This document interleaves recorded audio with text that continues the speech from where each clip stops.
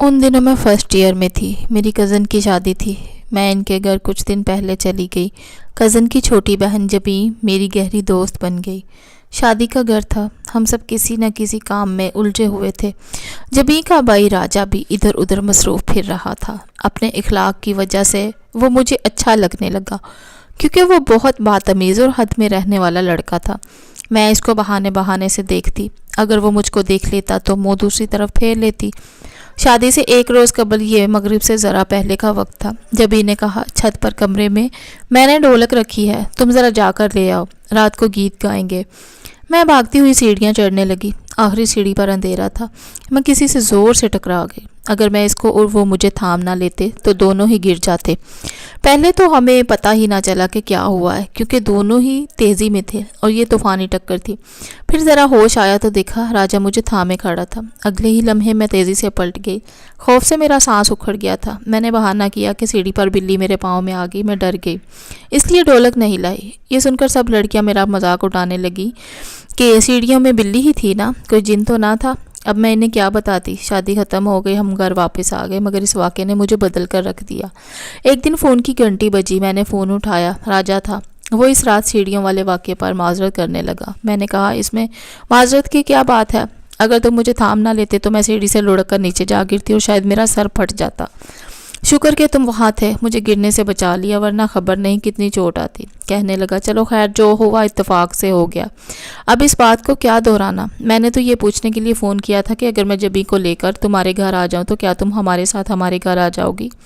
अगर अम्मी ने इजाज़त दी तो, मैंने जवाब दिया। अगले दिन जबी और राजा हमारे घर आ गए। जबी ने अम्मी से मिन्नत समाजत की और मैं इनके साथ इनके घर गई। गाड़ी राजा चला रहा था। मैं और जबी कार की पिछली सीटों पर बैठे थे। राजा ने शीशा इस तरह सेट कर लिया था कि बार बार हमको आईने में देख सकता था। मैं एक रोज़ इनके घर मेहमान रही। उन्होंने मेरी बहुत ज़्यादा खातिर मदारत की। घर आकर यही एक बात सोचती रही कि आखिर उन लोगों ने मेरी क्यों इतनी खातिर तवाज़ा की। शादी में और भी तो रिश्तेदार लड़कियाँ आई थी, इनको तो लिफ्ट नहीं कराई। मुझ में ऐसी क्या बात है? इन्हीं दिनों जबी ने मुझे फ़ोन किया और कहने लगी कि फिर तुमको लेने कब आए? क्यों, खैर तो है क्या? रोज़ रोज़ मुझे लेने आओगी? राजा भैया कहते हैं मैं हिना से शादी करूंगा। हमारे घर वाले भी रजामंद हैं, लेकिन तुम्हें जो 2-4 बार घर बुलाना चाहते हैं। इनका ख्याल है कि तुम हमारे घर 2-4 बार आओगी तो तुम्हारी आदत का इनको अंदाज़ा हो जाएगा।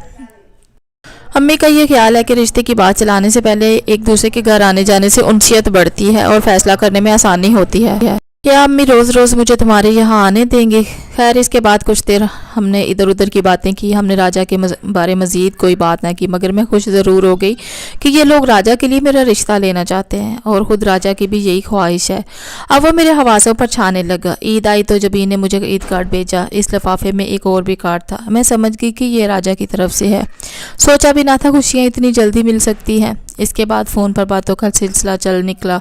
कभी मैं फ़ोन उठाती तो राजा होता, कभी जबी फ़ोन करती तो मेरा भाई ज़िक्की घर पर होता तो वो उठा लेता। तब जबी ज़िक्की से 2-4 बातें कर लेती। अब मुझे राजा से मिलने की चाह रहने लगी। हम मिलते भी जबी के मार्फत थे, ये यानी वही मेरे पास आने का प्रोग्राम बनाती, लेकिन मेरा भाई ज़िक्की मेरा साथ ना देता। तब मुझको इसकी बड़ी मिन्नत समाजत करना पड़ती, तो कहीं जाकर वो जबी के घर ले जाने पर राज़ी होता। हमारे घर वाले ये समझते हैं कि हम दोनों सहेलियाँ एक दूसरे से मिलने जाती हैं, जबकि मैं जबी के घर सिर्फ राजा के लिए जाती थी। पहले ज़िक्की मुझे बातें सुना देता कि क्यों जबी के घर जाती हो, मैं कोई फालतू नहीं कि रोज़ रोज़ तुमको इनके घर लेकर जाऊं। मगर बाद में वो भी नर्म रवैया इख्तियार करता गया। अब जब कभी मुझे जबी के घर जाना होता, ज़िक्की कहता चलो मैं तुमको ले चलता हूँ। फिर पता नहीं क्यों तकदीर को मेरी खुशी अच्छी ना लगी कि राजा आहिस्ता आहिस्ता बदलने लगा। वो मुझसे और मेरे भाई से खींच गया, जिसकी वजह से मेरी पढ़ाई भी मुतासर होने लगी। जबी से पूछा तो वो बोली, असल बात यह है कि राजा भाई को तुम्हारे भाई का हमारे घर आना अच्छा नहीं लगता, क्योंकि इसने फ़ोन पर मुझे ज़िक्की से बातें करते सुन लिया है। इसको शक हो गया कि हम दोनों एक दूसरे में दिलचस्पी रखते हैं, तभी वो अब मुझसे भी उखड़ा उखड़ा रहता है। मैंने जब इसे पूछा, क्या ये राजा का महज शक है या इस बात में कुछ हकीकत भी है? वो बोली, जैसे तुम्हें राजा अच्छा लगता है इसी तरह मुझे तुम्हारा भाई ज़िक्की अच्छा लगता है। हम भी आपस में शादी करना चाहते हैं, तुम्हें एतराज़ है कोई? मैंने उसे समझाया कि तुम तो बचपन से अपने कज़न से मंसूब हो और समर से तुम्हारी निस्बत भी तय है। मेरे भाई का ख्याल छोड़ दो, वो कहने लगी। मैं ज़िक्की का ख्याल दिल से नहीं निकाल सकती। ये फ़ैसला मैंने सोच समझ कर किया है। अगर तुम मेरे भाई को पसंद कर सकती हो तो मैं तुम्हारे भाई को क्यों पसंद नहीं कर सकती? एक दिन राजा ने जबी को ज़िक्की से फ़ोन पर बातें करते हुए सुन लिया। बस फिर क्या था, इसने जबी को बहुत मारा। شاید وہ اپنے مستقبل کے بارے باتیں کر رہے تھے جنہیں اس کے بھائی نے سن لیا تھا، جبکہ جبیں کی منگنی ہو چکی تھی۔ بہرحال اس کے بعد اس کے گھر والے ہمارے گھر والوں کے خلاف ہو گئے، یہاں تک کہ راجہ بھی مجھ سے نفرت کرنے لگا۔ وہ سمجھا جس طرح اس کی بہن نے ہمیں قریب لانے میں کردار ادا کیا، اسی طرح میں نے اس کی بہن اور اپنے بھائی کو قریب لانے میں کردار ادا کیا۔ ایسا حالانکہ ہرگز نہ تھا۔ مجھے تو جبیں اور زکی کے بیچ پسندیدگی کا علم تک نہ تھا۔ کوئی بھلا کس کو اس امر پر مجبور کر سکتا ہے کہ تم فلاں کو پسند کرو یا اس سے محبت کرو؟ راجہ کو مگر یقین نہ آیا۔ اس نے مجھ پر شک کیا اور مجھ سے ناتا توڑ لیا، میرے تحفے جلا ڈالے اور میرے خط خاندان بھر کو دکھانے لگا۔ اس کے اندر ایسی تبدیلی آ گئی کہ جس کا میں تصور بھی نہ کر سکتی تھی۔ جو مجھ سے پیار کرتا تھا جب اچھا تو بہت اچھا تھا، اور اب برا بنا تو بہت برا بن گیا۔ میں ان دنوں کو یاد کر کے رو دیتی تھی جب وہ اپنی بہن سے منتیں کرتا تھا کہ ہنا کے گھر چلو، ہم اسے لے آتے ہیں۔ مجھے سمجھاتا تھا کہ میری ماں کے سامنے اس طرح بات کرنا ہے، اس طرح رہنا ہے، دوپٹہ طریقے سے سر پر اوڑھ کر رکھنا، ان کو یہ باتیں پسند ہے وہی کرنا، اور یہ باتیں ناپسند ہیں بول کر بھی اونچی آواز میں بات نہ کرنا، ان کے ساتھ کچن میں جا کر کام میں مدد کرنا تاکہ وہ تم کو مجھ سے بیانے پر خوشی خوشی راضی ہو جائیں، میری بہنوں، ابا جی، بھائیوں، ہر کسی کا خیال رکھنا کہ ان میں سے کوئی ہماری راہ میں نہ آئے۔ یہ وہی تھا کہ جو اب ہمارے سارے خاندان سے متنفر ہو گیا تھا۔ زکی کو تو وہ گولی سے اڑا دینا چاہتا تھا۔ میں ان دنوں کو یاد کر کے روتی تھی جب وہ مجھ کو قسمیں کھا کر یقین دلاتا تھا کہ میں کبھی نہ بدلوں گا، ہمیشہ تم سے محبت کرتا رہوں گا، مجھ پر بھروسہ رکھو، میں تمہارے لیے ایک بہت خوبصورت گھر بناؤں گا، ہم اس کو سجائیں گے، خود محنت کروں گا، بہت کماؤں گا، تم کو ساری دنیا کی سیر کراؤں گا۔ کیسے کیسے خواب تھے ہمارے جن کے لیے وہ اپنے والدین کو راضی کرنے میں لگا ہوا تھا۔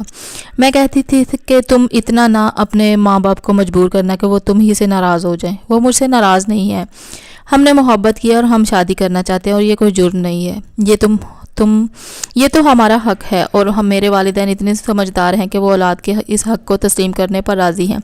راجہ کی یہ باتیں میرا دل بڑھاتی تھیں، کیونکہ میرے ماں باپ ان کے قریبی رشتہ دار تھے۔ وہ بھی دل سے چاہ رہے تھے کہ راجہ کے والدین میرا رشتہ مانگ لیں تو وہ انکار نہیں کریں گے۔ کیا خبر تھی کہ سب کچھ اتنی جلدی چوپٹ ہو جائے گا، خوشیاں ہمارے قدموں کو چھو کر لوٹ جائیں گی۔ پتہ نہیں جبیں کو میرے بھائی سے محبت کی کیا سوجی تھی جس کی وجہ سے میری محبت کا چمن نفرت کی آگ میں جل گیا۔ اب تو راجہ بالکل بدل گیا تھا، وہ مجھے روتا دیکھ کر نفرت سے منہ پھیر لیتا تھا۔ ایسے میں کیا اسے مناتی، کیا دل کا حال کہتی اور کیا شکوے شکایات کرتی یا اس کی سنتی۔ اس نے جبیں کو سختی سے روک دیا تھا کہ ہمارے گھر آنا تو کجا، وہ فون پر بھی مجھ سے بات نہ کرے گی۔ اس نے ہم سے سارے رابطے ختم کر دیے اور میرے بھائی کے لیے اپنے دل میں بغض ہی نہیں دشمنی پال لی۔ وہ اب زکی کو ذلیل کرنے کے چکر میں لگا تھا جس کا میں تصور نہ کر سکتی تھی۔ پھر اس کے ہاتھ زکی کا ایک خط لگ گیا جو میرے بھائی نے اس کی بہن کو لکھا تھا۔ بس پھر کیا تھا، جو لاوا اس کے اندر جمع ہو رہا تھا پھٹ کر باہر آ گیا۔ ایک دن اس نے زکی کو میدان میں جا لیا جہاں وہ اپنے دوستوں کے ساتھ کھڑا تھا۔ راجہ کے ہاتھ میں چھڑا تھا، اس نے جاتے ہی میرے ویر کے پر حملہ کر دیا۔ چھڑا اس کے بازو میں لگا، اس کے دوستوں نے مل کر راجہ کو قابو کیا اور چھڑا اس سے چھین لیا۔ زکی کے بازو میں گہرائی تک زخم آ گیا، خون بہنے لگا، کوئی ایسی رگ کٹ گئی تھی کہ خون رکتا نہ تھا۔ دوست گاڑی میں اسے اسپتال لے گئے اور پولیس کو بھی اسی وقت فون کر دیا۔ پولیس راجہ کو پکڑ کر لے گئی، عینی گواہ موجود تھے۔ اس پر ارادہ قتل کا سنگین مقدمہ بن گیا۔ دونوں خاندانوں میں پریشانی بڑھ گئی۔ تب بزرگوں کو علم ہوا کہ ایسا کیوں ہوا۔ والدین نے جلدی سے میری شادی چچا زاد سے کرا دی اور جبیں کے ماں باپ نے بھی وقت ضائع کیے بغیر اس کی شادی اس کے منگیتر کے ساتھ کر دی۔